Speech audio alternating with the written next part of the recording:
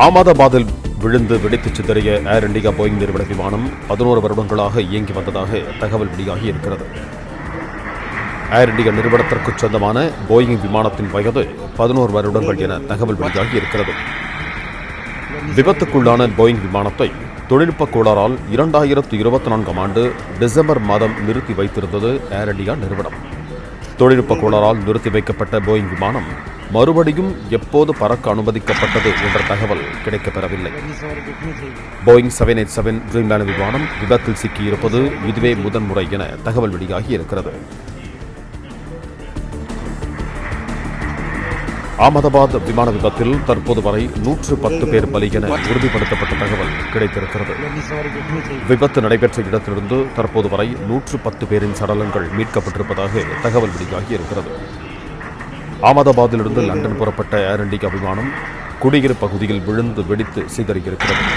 இதுகுறித்து கூடுதல் விவரங்களோடு இணைகிறார் எமது செய்தியாளர் பாண்டியராஜன்.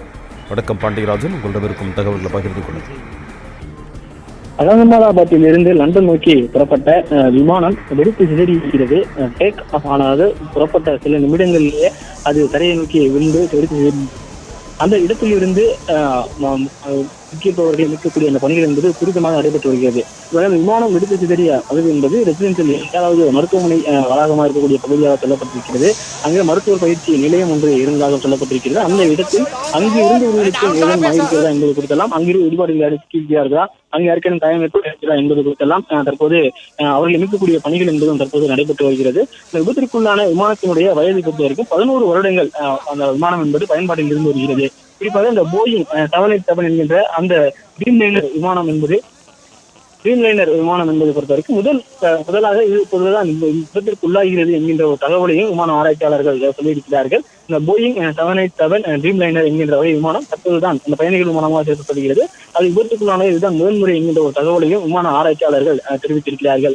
குறிப்பாக விமானத்தை ஓட்டி விமானிகளுடைய எக்ஸ்பீரியன்ஸ், அவர்களுடைய அனுபவத்தை பொறுத்த வரைக்கும் 8200 கிலோமீட்டர் மணி நேரங்கள் வரை விமானத்தில் பயணம் செய்திருக்கக்கூடியவர் இதனுடைய கேப்டனாக இருந்திருக்கிறார். இவருடைய கோ பைலட்டாக இருக்கக்கூடியவர் 1100 மணி நேரங்களுக்கு மேலாக விமானங்களை இயக்கக்கூடிய அனுபவம் இருந்தவராக இருந்திருக்கிறார். விமானம் 1:17 அந்த மணிக்கு சொல்லப்படுகிறது. 1:17 18 அந்த மணிக்கு ரயிலிருந்து புறப்பட்டிருக்கிறது. அகமதாபாத்திலிருந்து ரயிலிருந்து புறப்பட்டு சென்றிருக்கிறது. ஆனால் சில நிமிடங்கள்ல அது மீண்டும் மேடே கால் என்பது கட்டுப்பாட்டு அறைக்கு கொடுக்கப்பட்டிருக்கிறது. அந்த மேடே காலுக்கு பிறகாக விமானத்திற்கும் கட்டுப்பாட்டு அறைக்கும் எவ்வித தொடர்பும் கிடையாது. சில நிமிடங்கள்ல அந்த விமான நிலையம் இருக்கக்கூடிய விமான நிலையத்தின் அருகில் இருக்கக்கூடிய பகுதி, அந்த ரன்வேயை கடந்து இருக்கக்கூடிய அந்த மேலாணி நகர் பகுதிகளிலேயே இருக்கக்கூடிய குடியிருப்பு பகுதிகளில் அந்த விமானம் விழுந்ததாகவும் சொல்லப்பட்டிருக்கிறது.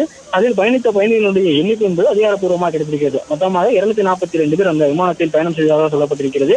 169 பேர் இந்தியர்கள் அந்த விமானத்தில் பயணித்திருக்கிறார்கள். 53 பேர் பிரிட்டன் நாட்டை சேர்ந்தவர்கள், 7 பேர் போர்ச்சுகலை சேர்ந்தவர்கள் என்கின்ற ஒரு தகவல்.